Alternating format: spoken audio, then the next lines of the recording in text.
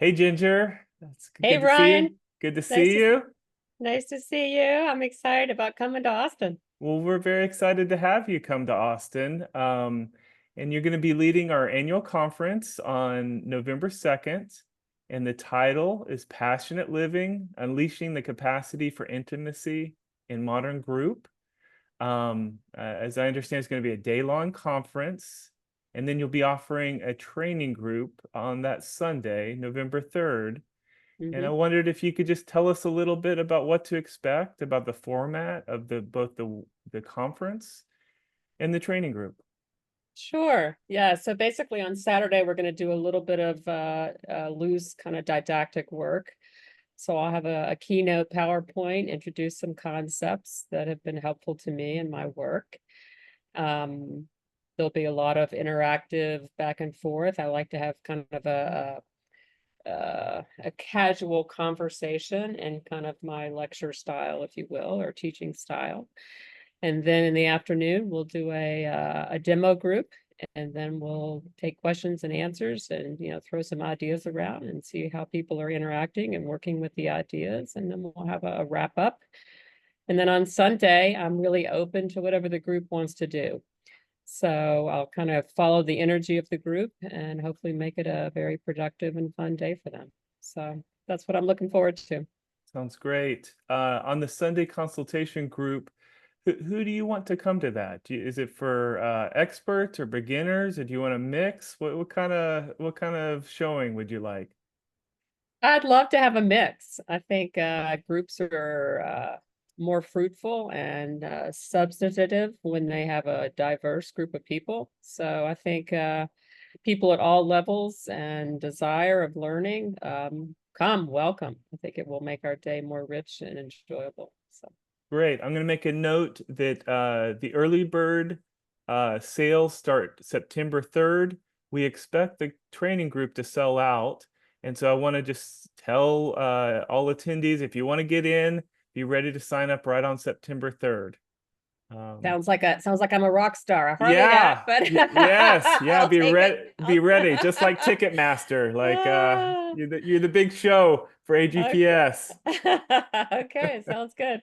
Might be my only time I'll ever get to say that. So okay. Well, speaking of being at the big show, Ginger, you're very prominent in the group therapy community. You're Yeah. the annual conference chair for the for AGPA this year, and you're also on the faculty of the Center for Group Studies. How did you get interested in group? Well, I love going down memory lane in my head. I got interested in group way back when, probably about 30 years ago, telling my age here, back at Charter Barclay Hospital on the north side of Chicago. And I used to work there on the weekends as a supplemental job to get some income. And I just got to sit in and learn how to run groups in the adolescent inpatient ward. And I was so amazed by the capacity of those kids to connect and relate and feel. And there was something very powerful about that modality. And ever since then, I've been interested in it and have studied it and been a member of AGPA and just really tried to master my craft as a passion of mine. So I love group. In fact, I like to call it pure effing magic. So there's something Sure. about group that's a very powerful modality, and I have a lot of heart for it. It sounds like you've spent a lot of time training and improving. Do you have any recommendations for people wanting to grow in the craft of group therapy? It's a great question. I think the primary instrument of a group therapist in one's craft is the use of self. So the more that you continue to grow and work on yourself, ideally in some kind of experiential setting, I think the more that you organically and unconsciously bring to that role as the group therapist. So this is definitely one of those positions where the more you work on yourself, the more you have to offer. So definitely continued growth and training on your own part would be what I would definitely recommend. Great. You're presenting on the topic Passionate Living, Unleashing the Capacity for Intimacy in Modern Group. It's a wonderful title. What drew you to that title and what excites you about the topic? Yeah, I mean, beside for group, my other passion in this field is couples therapy, which again is also about connection and about intimacy and about, I see couples as a mini group. So I'm looking forward to this topic is being able to bring kind of the two things I love the best and putting them in a recipe that's going to give us a fulfilling day. So I'm going to bring in some of my theories that I have that I use in my couples work and then really apply it to group and watch the magic happen down in Austin. So I'm excited about it. Wonderful. I'm interested in you've got like a foot in the modern analytic Hmm.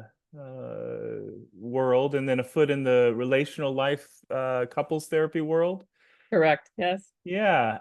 How does your training in the relational life couples therapy, how does it impact your group work? Yeah, so I've studied directly under Terry Rio up in Boston, and he was kind of or is the founder of RLT, as we call it, relational life therapy. And I think Terry's art and gift is both his style, but I think it's also his theories. So he really brings a theory of the self and how we use that self in relationship. So during this workshop, I'm going to present that theory, and I think it's a very helpful diagnostic skill to really understand the lens by which people operate relationally and why they do what they do. And somehow being able to understand people at that level gives you kind of a quick assessment of where that person's growth edge is and what they need to work on in group, with group being the tool for healing and growth. So that to me is really how these two models come together very nicely. Fascinating. Yeah, I'm interested to see how those things tie together. Uh, yeah. are there any ways that you find that they don't overlap or they conflict, or are they really complementary? It's interesting people say that, particularly people in the RLT world, like how can you, think analytically and use the RLT model? But for me, they fit together very nicely. I've not had any problem with them not working together. I think that the complementary nature has been very easy for me to work with those two models together at the same time. Great. And I look forward to being in Austin and showing you how I do it. So, Yeah, we're looking forward to yeah. that too. What do you hope people take away from this conference, Ginger? Well, I want to give I want to give them some substance, right? I Mhm. want them to learn something new. I Mhm. think, you get to where you're late in your career or mid-career and you think, what else is there to learn? But I'm hoping that I can really challenge people to think maybe a little bit differently. So substance is important to me. I don't want all fluff. But I do want to also do some inspiration and have people get excited about thinking about this stuff in maybe a little bit of a different way, different angle. And I want to have some fun. I really enjoy using my humor and playing with the audience and connecting through humor and play and laughter. So I hope that people walk away with some substance, some inspiration, and saying, hey, that was worth my time today. I had a good time. So That we sounds accomplished those things, Ryan. We're going to be good to go. yes, So, it sounds very well-rounded. oh, good. Oh, good. Yeah, I Yes. hope so. I hope so. That's the hope. That's the goal. So. Yes. My last question is about the book you wrote, which is entitled The Road Out, Musings of a Southern Wanderlust. And I wondered if you could tell us a little bit about your book and what inspired you to write it. Yeah, I think if I had another life, I would probably just hole up in a cabin and be a writer. I really Mm. enjoy expressing myself through the written word. I knew I had a book in me, and my best friend said, you've got to start with your personal essays. So it's somewhat autobiographical, but just written in kind of personal essay style. Very much enjoyed writing it and the feedback that I've gotten. I got another book in me there too, Ryan, but someday when I have the time, I'm going to get that one cranked out too. So So keep an eye out.